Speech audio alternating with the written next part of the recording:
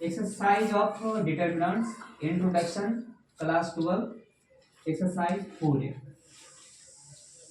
Question को समझे। Question लिखा हुआ है यहाँ पे इफ ए इक्वल टू 20 लिखा हुआ है, find modulus of A.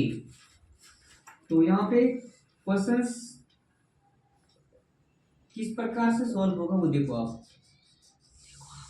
Questions जो है वी है एज इट इज है। तो यहाँ पे क्वेश्चन मॉडुलस ऑफ ए है, यहाँ पर लिखेंगे modulus of A equal to, या इसको मॉड भी बोल सकते हैं।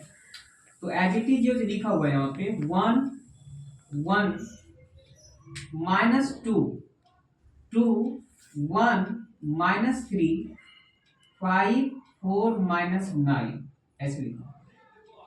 इसका कॉन्सेप्ट ये है, इस क्वेश्चन को सॉल्व करने के लिए इसको ध्यान रखना। मान लो कि A1 है B1 है, या मान लो हम इस तरह से A1 A2 A3 है ना, B1 B2 B3 C1 C2 C3, इस तरह से मान लो कॉन्सेप्ट है। इसको इसका डिटरमिनेशन बनाना है। ये जो रो R1 है R2 R3 C1 C2 C3, ये जो कॉलम है इसको एक्सपेंडिंग अलोंग R1। तो जब यहाँ से स्टार्ट होगा, इससे यहाँ से स्टार्ट होगा, ये तो मल्टीप्लाई होगा, दूसरे से मल्टीप्लाई होगा। ये स्टार्ट यहाँ से स्टार्ट होगी, यहाँ पे आएगा, फिर ये चीज यहाँ पे आएगा, फिर यहाँ से स्टार्ट, ये होता है। ये कॉन्सेप्ट है, मतलब यहाँ से स्टार्ट होगी, यहाँ पे जाएगा, फिर ये यहाँ पे आएगा, फिर यहाँ से, जब मतलब जहाँ से स्टार्ट हुआ था फिर वही आ जाता है। इसका कॉन्सेप्ट है। उसी तरीके से एज इट इज उसी तरह के हिसाब से सॉल्व करेंगे। यहाँ पे modulus of A equal to this, ये 1 है, 1 इंटू दिस क्या होगा देखो, यहाँ से स्टार्ट होगा, मान यहाँ से स्टार्ट होगा तो यहाँ पे होगा, फिर यहाँ होगा, फिर ये यहाँ पे आएगा, फिर यहाँ से आ जाएगा। ये कॉन्सेप्ट है इसका क्वेश्चन बनाने के लिए। यहाँ पे क्या होगा, तो यहाँ से यहाँ में मतलब क्या होगा, इस रो वाला लिखा जाएगा 1 -3 4 -9 20 हो गया। फिर फार्मूला से क्या है, फार्मूला से माइनस है, एक बार प्लस माइनस, इसका कॉन्सेप्ट अलग है। लेकिन कभी कभी क्वेश्चन में क्या होता है, जैसे कि मतलब ऐसा लिखा है, देखो यहाँ पे 12 है, यहाँ पे 22 है, यहाँ पे 33, ऐसे वाले केस होता है, तब ये रूल वहां नहीं लगता है, एक बार प्लस एक बार माइनस है। यहाँ पे ये होता है, दोनों को ऐड करेंगे, अगर इवन हो गया तो प्लस होगा, अगर ऑड हो गया तो माइनस होगा, चाहे कोई भी केस हो।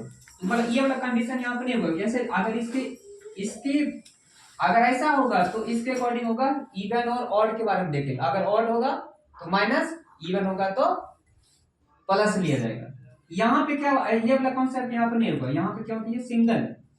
इसी तरीके से माइनस है तो यहाँ पे क्या होगा, अब ये यहाँ से यहाँ पे आएगा, तब इसके अकॉर्डिंग क्या होगा, ये -1 से मल्टीप्लाई होगा। फिर अब ये 20 इसके साथ रिलेशन क्या होगा, इसके साथ इसके साथ होगा। तो पहले फर्स्ट कॉलम वाला लिखेंगे 2 5 -3 और -9। नेक्स्ट, अब ये क्या -2 ऑलरेडी है, तो यहाँ पे क्या प्लस होता है, लेकिन ऑलरेडी इसके साथ माइनस है, तो क्या करेगा -2 होगा। नेक्स्ट, अब रूल क्या होगा, दिस यहाँ से स्टार्ट हुआ था, फिर यहाँ पे आया, फिर यहाँ पे आया, तब दिस वाला रूल लिखेंगे। दिस यहाँ पे मतलब क्या होगा, 2 5 और 1 4 दिस, ऐसा होगा कॉन्सेप्ट। ठीक है, ये कॉन्सेप्ट जो वो कॉन्सेप्ट लिखा हुआ है।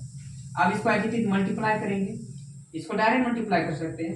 1 टाइम्स क्या होगा, माइनस, देखो 1 इंटू -9 तो -9, और साइन फॉर्मूला से होगा 1 इंटू -9, तो यहाँ पे क्या होगा -9 और माइनस फार्मूला से 4 इंटू 3 तो -12, और प्लस का यहाँ पे 12 हो जाएगा, प्लस का 12। नेक्स्ट, -1 2 इंटू 9 -9 तो -18, माइनस फार्मूला से क्या 5 3 जा 15 और प्लस में 15 हो जाएगा, प्लस 15 होगा। -2 दिस 2 इंटू 4 8 -5 ऐसा होगा।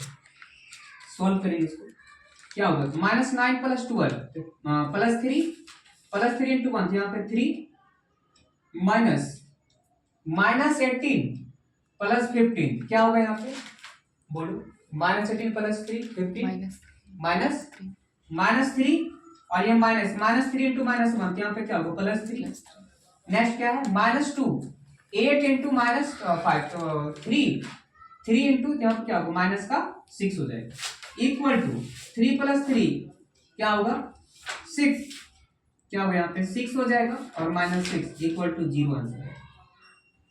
आंसर क्या होगा इसका 0। इसको हम एज इट इज लिखते रहेंगे मॉडुलस ऑफ ए, दिस जो भी स्टेप है modulus of A, modulus of A, आपके फाइनल आंसर ये है।